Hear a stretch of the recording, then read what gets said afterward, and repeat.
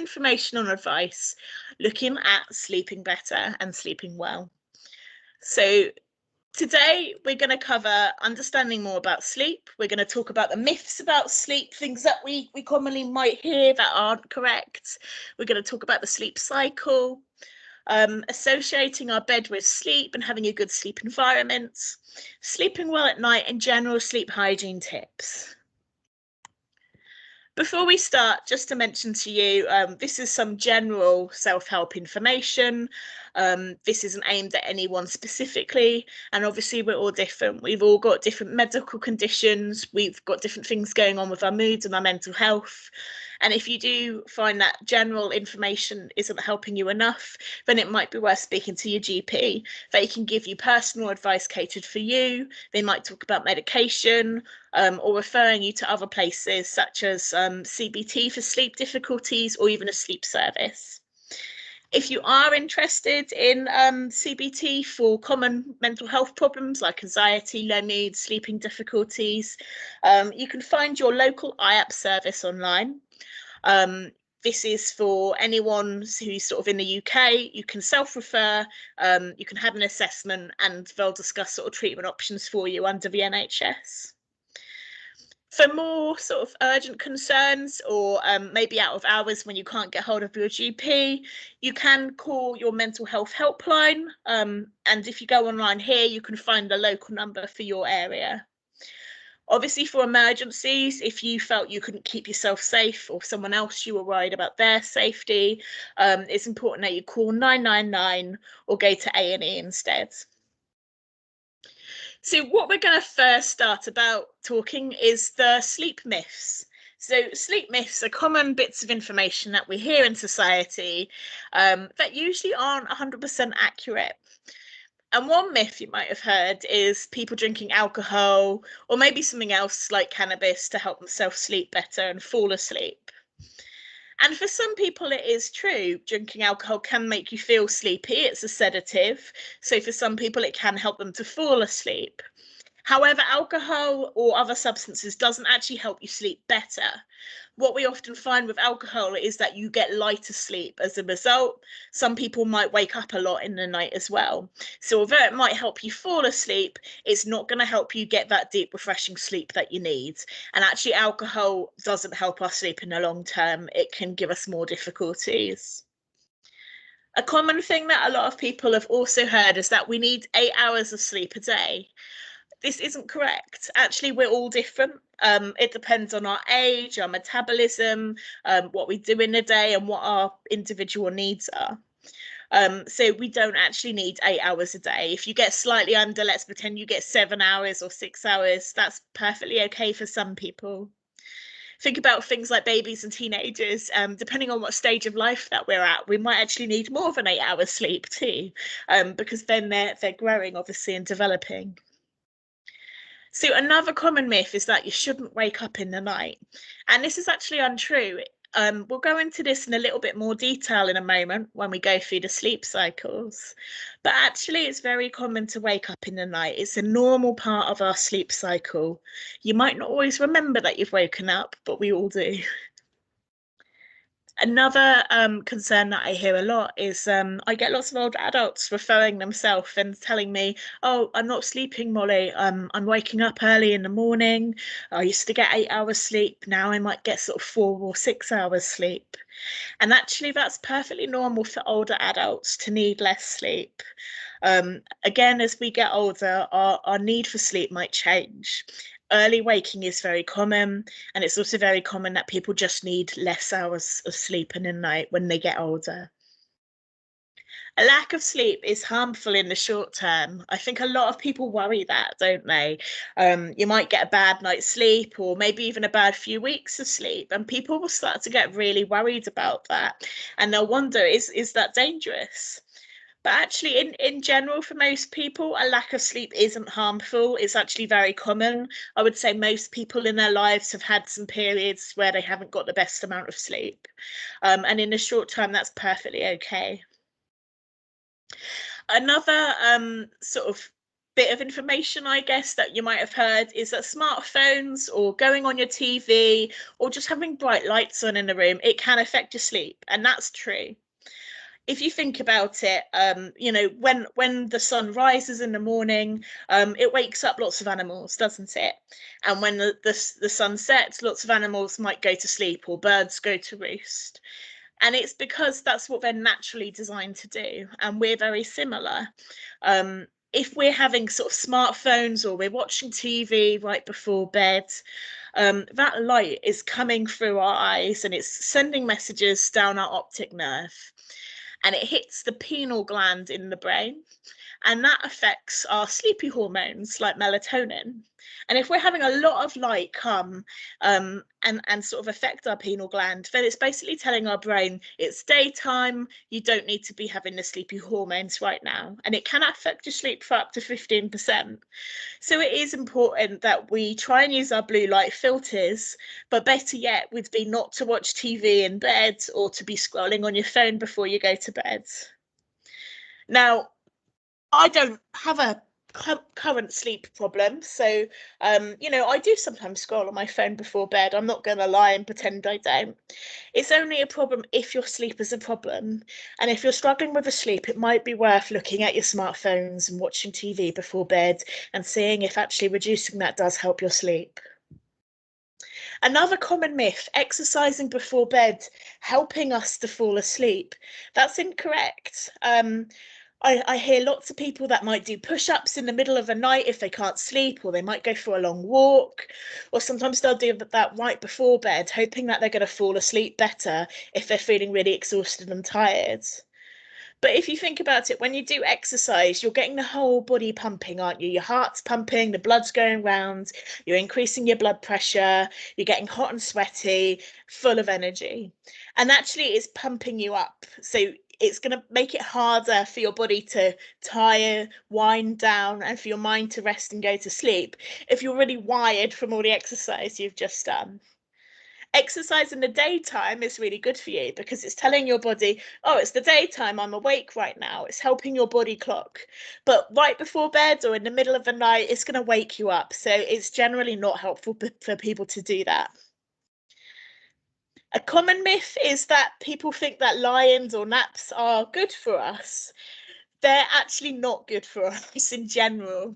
If you can't sleep and you're sleeping for, lots of hours in the day, you're having long naps, or maybe you're having a really long lay-in until 12 or even 2 in the afternoon, you're not going to get as much sleep at night. So actually naps aren't generally helpful for us in the long run.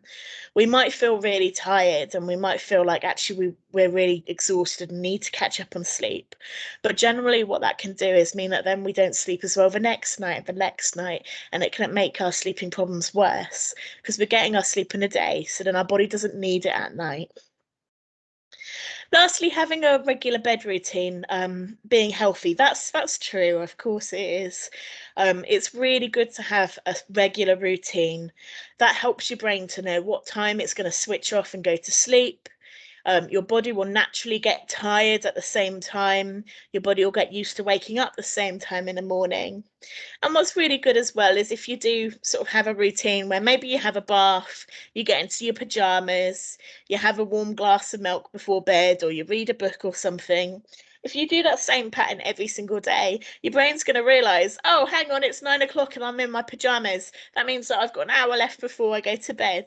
Our brains get used to it. They're creatures of habit. So having a regular bed routine is a good idea and it is healthy. What we're going to go on to next is the stages of sleep. And this is some really important information. So if we have a look at this graph here, we start off awake, don't we? We've got into bed, we're just getting ourselves comfortable, getting our pillows the right way and just getting snug in bed. And then we'll start to get more and more tired. And then we'll head into light sleep and we'll go into deeper and deeper sleep. But we don't stay in deep sleep throughout the rest of the night. What happens actually is that we go up from deep sleep back to light sleep to deep sleep to light sleep, and we have this sleep pattern, these cycles of sleep. And generally one cycle from sort of light sleep to light sleep again, that could be anywhere between sort of 1 hour to 2 hours duration, but all slightly different. But what's really important with this graph is, as you can see, sometimes we hit light sleep and we just go back into deep sleep again. Sometimes we hit light sleep and then we actually become awake in the middle of the night. And that's actually really common.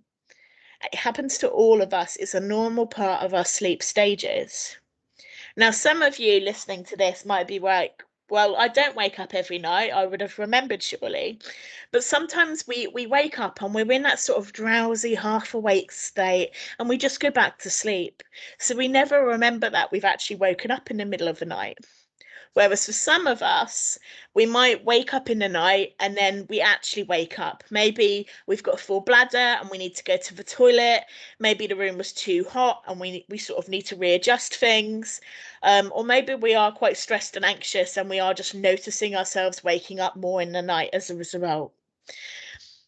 The reason I want to share this information is because waking up in the night is normal. Waking up isn't the difficulty. What the difficulty is our reaction to waking up. I'll give you an example. If we wake up in the middle of the night and we've woken up and we've woken up, our sleep's been disturbed. What we might then do is we might, stay in bed, we might toss and turn, we might look at the clock and be like, oh my gosh, it's 3 o'clock in the morning. We might go on our phone and look at some notifications. And we're probably going to start worrying, aren't we? We're going to worry that, oh, I've woken up at 3 a.m. in the middle of the night. I'm going to be tired the next day. Oh, I'm so worried about how much sleep I'm getting right now. I'm not getting enough. Our brain might just start chattering. We might start to think all sorts of things. We might start worrying about things to do with our life. Or we might start to get really frustrated. Oh, why can't I sleep? It's happened to me again.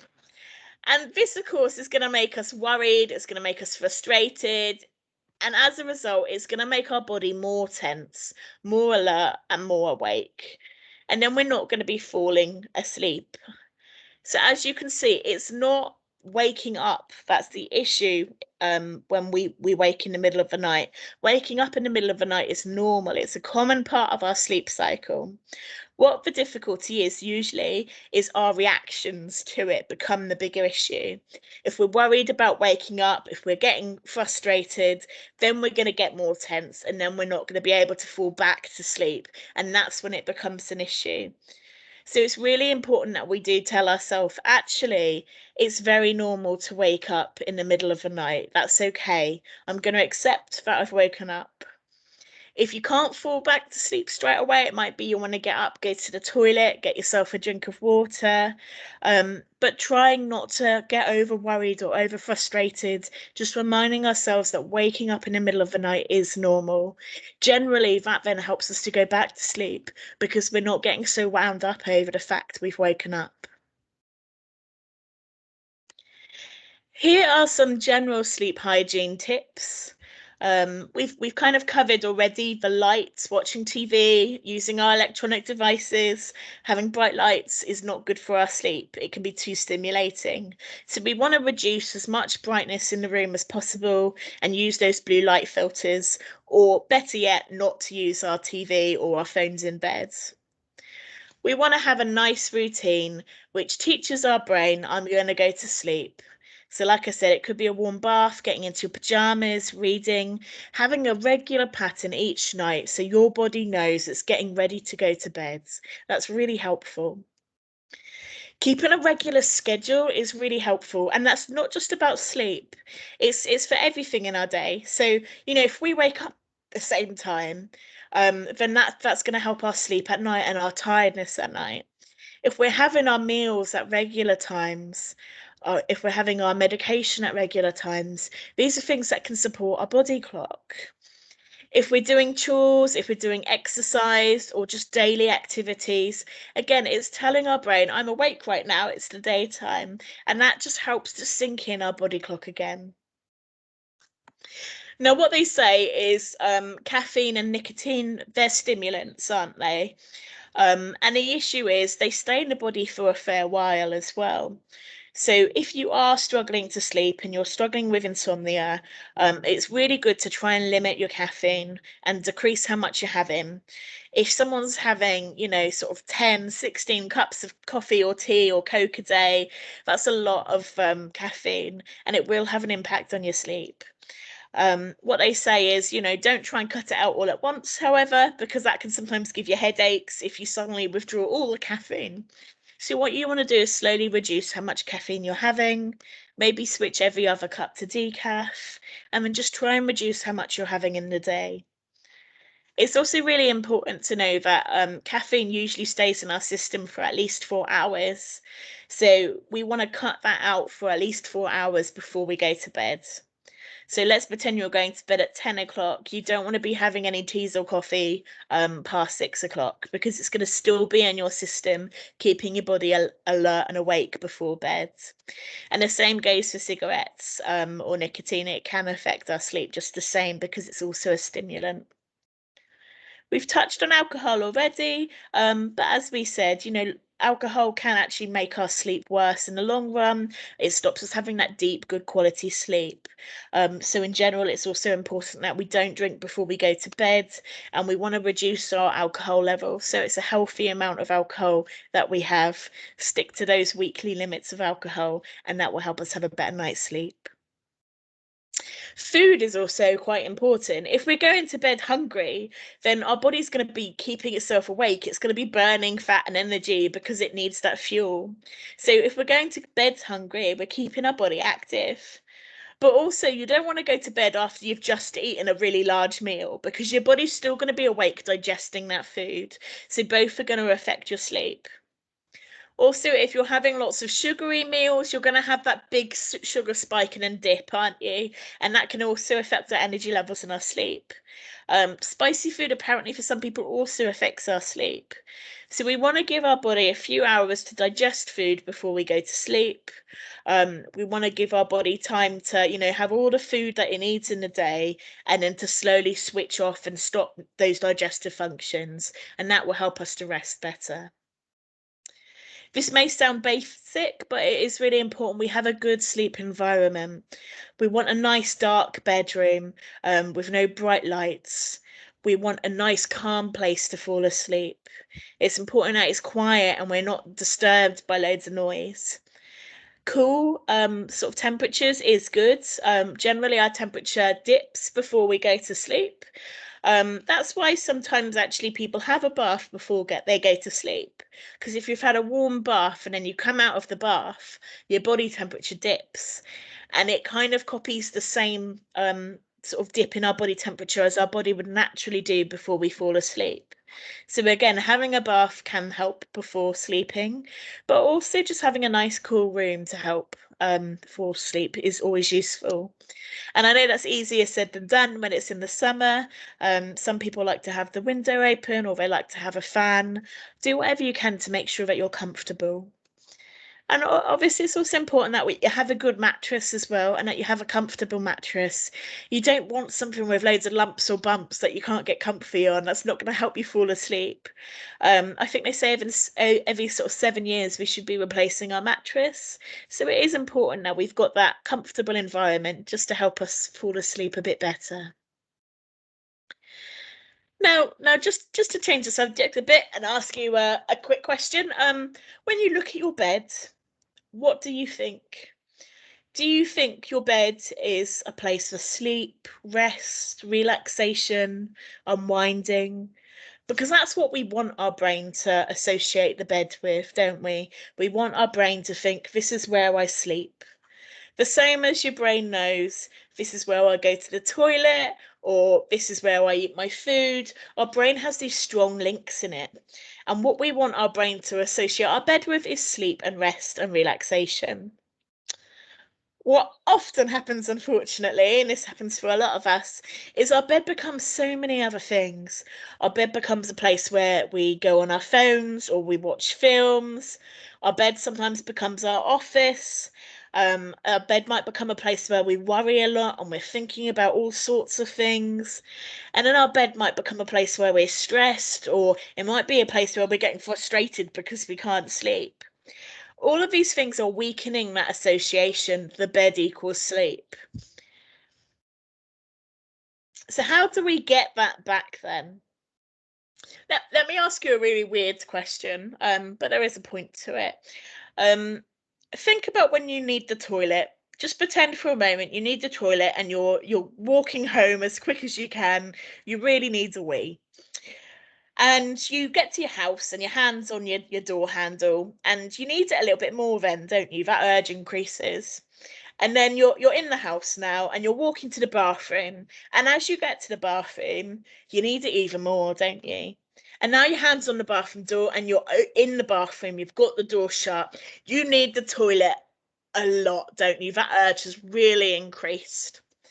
And again, that's because what is your brain thinking when your brain sees the toilet or your brain knows it's going to the bathroom? Your brain is thinking, this is where I'm allowed to go. And that's why that urge increases. Now, we want the same thing to happen with your bed and sleep.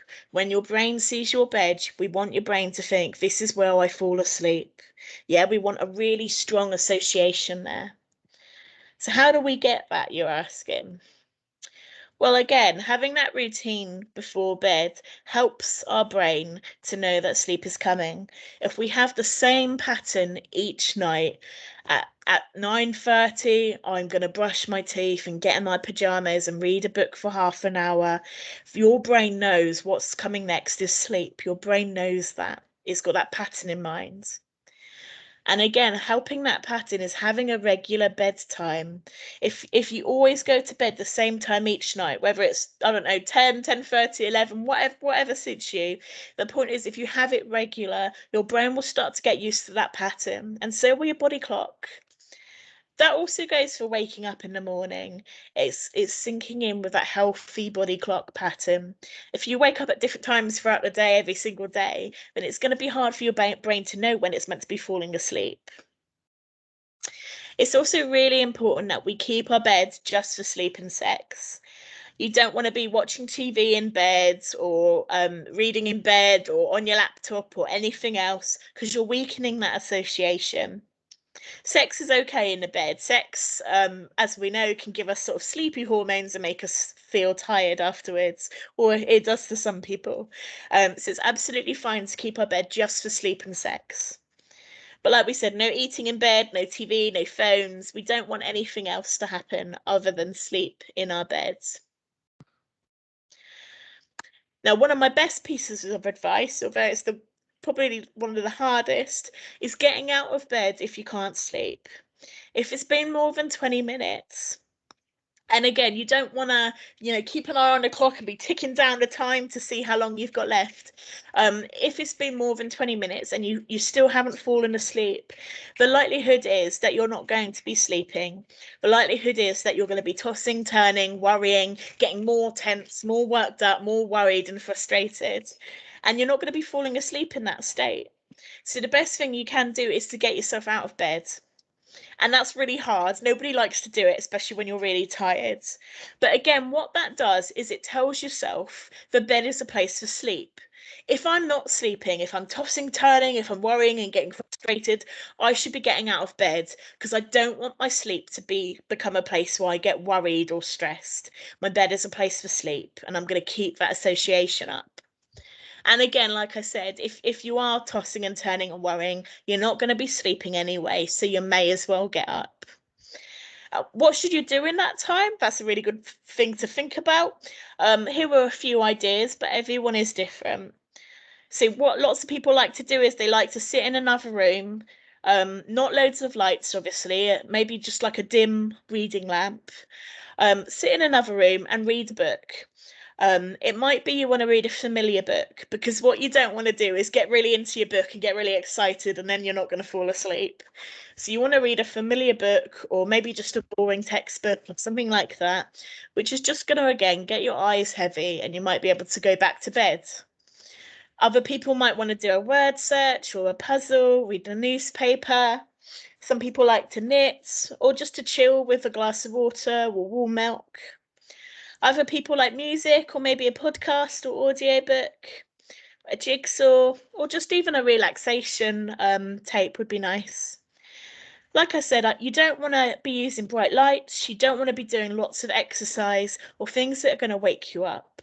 What you ideally want is you're woken up in the middle of the night or you can't fall asleep to begin with. You get out, you do something, and then when you're feeling tired, you go back to bed. And initially, it might be a little bit frustrating. It might be that actually you go back to bed and you still can't sleep. And again, the best thing to do is, again, get out of bed if that's the case. You're not going to be sleeping in bed anyway. It is a short-term pain, long-term gain solution. But the idea is that it's going to help to grow your association. The bed is a place I can sleep. And it's going to help to send you off to sleep quicker generally than if you'd have stayed in bed tossing and turning for hours on end. It's generally better to get out of bed.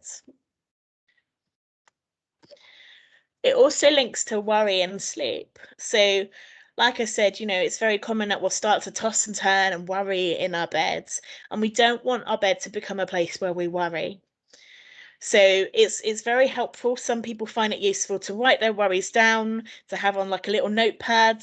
So if they are sort of tossing and turning and a worry comes up, they can write that worry down, save it for the daytime, and then focus back on being comfy in bed and falling asleep. Sometimes that's enough just to let that thought go and go back to sleep. But if you've been in bed longer than 20 minutes again, you're worrying, your mind is constantly active, you're not going to sleep, are you? So the best thing to do then is to get out of bed again, refocus in another room, and do something to take your mind off those worries. So again, if you're knitting or reading, it's something to engage you other than worrying. What some people find helpful is to really use their senses as well and really focus on the here and now. So, paying attention to what's around them in a different room, noticing the taste of the glass of milk or whatever they're having, just to get comfy in a different room, switch their mind off from worry, and then when they're feeling tired, again, go back to bed. That's a better strategy than staying in bed, tossing, turning, and worrying, which generally doesn't make us fall asleep. So just moving on to something else. You've all heard of the body clock or the circadian rhythm. So the body clock, as we know, we should be awake in the day, and then we're gonna get sleepy at night, and we should sleep at night time. Yeah, that's the general body clock for humans. Awake, sleep, awake, sleep. But what lots of people haven't heard of is the other rhythm that affects our sleep. I'm going to call this the sleep drive, but think of it like sex drive, our libido, our sex drive, our want for sex. We also have a sleep drive, our want for sleep, our hunger for sleep, how much we need sleep, how tired we are. And the idea is that these two rhythms should match up. So what should happen is we wake up and we're feeling 100% refreshed, we don't need sleep. And then as we go throughout the day, we're going to get more and more tired. Our sleep drive is going to increase. Our need for sleep is going to increase throughout the day. And then what should happen when we're at nighttime and it's bedtime, we should be fully, drived up. We're fully ready for sleep. Our need for sleep is so big now, we're gonna fall asleep. And then obviously we want yourself to be refreshed throughout the night, start to get that lovely rest that you needed, and then we're back feeling refreshed in the morning and the pattern repeats. And we want them to sync up, don't we? You should be awake in the day and increasing your drive. You should be asleep at nighttime and your drive should be replenishing. But as we know, this can go haywire sometimes, can't it? And this is why napping or lay-ins can be quite harmful for our sleep. Because if we are having a lay-in after maybe a poor night's sleep, then maybe, let's say that you have a lay-in until 12 o'clock midday, then you're not going to be getting as tired or increasing your drive as much as you would a normal day, are you? Because you've woken up refreshed several hours later than you should have. So your drive won't be as high at your normal bedtime. Or if you're having, a nap, again, it's going to do the same thing, isn't it? You're refreshing your sleep drive and giving yourself the sleep you need at the wrong time. So that when it hits bedtime, you're not going to need sleep as much. Your drive won't be as high. And it's going to mean that you might struggle to fall asleep, or it might mean that you struggle with sort of waking up in the night throughout. So this is really, really hard, what I'm about to say, but it is the best advice I can give you again. If you can't sleep, if you're having some really difficult time sleeping, one of the best things we can actually do is to stick with our normal morning wake up times. So let's pretend you went to bed at 11 o'clock at night. You couldn't sleep, so you got out of bed and you still couldn't sleep, and it was 3 a.m. in the middle of the night. And maybe eventually 4 o'clock you fall asleep. What you want to do is stick to your normal wake up time. So if you normally wake up at 8 o'clock in the morning for work, you still do that. And it's going to be hard because you're going to be tired and it's horrible. I'm not going to lie and say it's lovely, because it's not. You're going to be exhausted. But what should happen is, if you persevere, you keep yourself awake in the day, you keep your body active, you go for a walk, you do some exercise when you should in the daytime, then your sleep drive will be higher the next night, won't it? Because you haven't had that sleep, you haven't replenished it, so you'll be more tired the next night. And again, it might be, unfortunately, if you've got a bit of a bout of insomnia, it might be that you don't get a good amount of sleep the next night either. This is a short-term pain, long-term gain technique. But the idea is, if you stick at it, you get out of bed if you're not sleeping, you stick to your waking up time, you don't have naps, you don't have lay-ins, eventually your sleep drive is going to get so high that you do fall asleep. Because that drive will be just increasing and increasing. You're going to get more and more tired. If you're not sleeping in the day, you're going to start to sleep at night again. And hopefully you're going to start to get that good quality deep sleep at night, where you're not waking up or having lots of light sleep. So restricting our sleep in the short term can actually help ourselves to get back into that really healthy sleep pattern and have a good sleep drive at the right time. So, as I mentioned, helping to build a sleep drive for sleeping at night. Firstly, you want to pick a bedtime that's realistic. If you're not tired normally until 1 in the morning, then don't try and sleep at 9 o'clock at night, because you're not going to be tired 9 o'clock at night, are you? So it might be more realistic initially to go to bed at 1, or to go to bed at 12 even. But there's no point setting a super dead early sleep time if you're not going to be tired at that time. So only go to bed when you're tired. So equally, let's pretend at 12 o'clock you're still not tired, then it makes sense to stay up until you're actually tired and ready to go to sleep. Pick a realistic time to get up in the morning again. It's important that you have a realistic time and you stick to it, even if you don't sleep well at night, like we talked about. So if you normally wake up at, let's say 8 o'clock for work, don't just set yourself a super early time for 6 o'clock or something unrealistic, because you'll probably sleep through your alarm, or it won't be helpful for you. So set a realistic time that you'll actually be able to get up. Obviously, that doesn't mean, waking up at 12 o'clock midday or something like that. We want a time in the morning to help your sleep drive. But even if you get a rubbish night's sleep, you're still going to wake up the same time. And it is going to make you more tired initially, but eventually that's going to help to reset your sleep rhythms. Like I said, no napping in a day, no having lie-ins, because it will mean that you have a reduced sleep drive at night. And as we said, one of the really good pieces of advice is getting out of bed if it's been more than 20 minutes and you still can't sleep. It's best to get out of bed and do something else and then go back to sleep.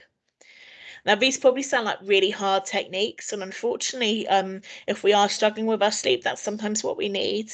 Let's face it, if you're not sleeping well anyway, then it makes sense to try this. It is horrible in the short term, and sometimes people might have a few days off work. They might book a holiday, for example, when they know they're going to be really tired.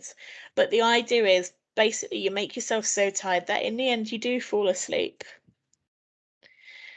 Some people don't need this. Some people just need to have a good sleep routine, a good bed environment, to have that regular sort of, reading or whatever it is before bed, get out of bed if they can't sleep and just stick to that. But I would say if you are napping in the day, it can be quite a harmful thing to do for your sleep. Obviously, there are exceptions to that. If you've got a condition like chronic pain or chronic fatigue or another medical condition, there may be actually times where you do need to sleep and have naps in a day. Things like chronic fatigue, what I would recommend there is that you have rests in the day which could be meaningful. So maybe you rest and you read a book and let your body rest, or maybe you have a brief power nap, but you don't have a nap which lasts for like 5 hours or something like that, which affects your sleep at night. As I said, if you do need specific sleep advice, the best thing to do is to speak to your GP, or you can self-refer for CBT under the NHS, and they do offer CBT for insomnia. I do hope today's been useful though. Just to summarize the key points, a short-term lack of sleep isn't harmful. It's very common and normal. Waking in the night is normal. It's normally a common part of the sleep cycle. We go in and out of cycles of sleep, lighter to deep sleep. Waking up is a normal part of that. It's usually our reactions that are the problem, not the waking up itself. Having a good bed routine without naps or lay-ins is very useful, and getting out of bed if you can't sleep is generally more helpful when tossing and turning and staying in bed for hours on end, not sleeping. Have a think about what you would do different today. What do you feel like you've learned, or what do you feel like you're going to take away? Obviously, I'm not going to know, but it's good to use the information that you had today to maybe set yourself a plan. And let's face it, we can't make a million changes overnight. So even if you're just thinking right now, I'm just going to try this and see if it helps my sleep a little bit, just pick something realistic and see if it does have an effect on your sleep. I will be posting more videos, but thank you very much for watching. And yeah, there'll be many more videos to come. So thank you. Bye.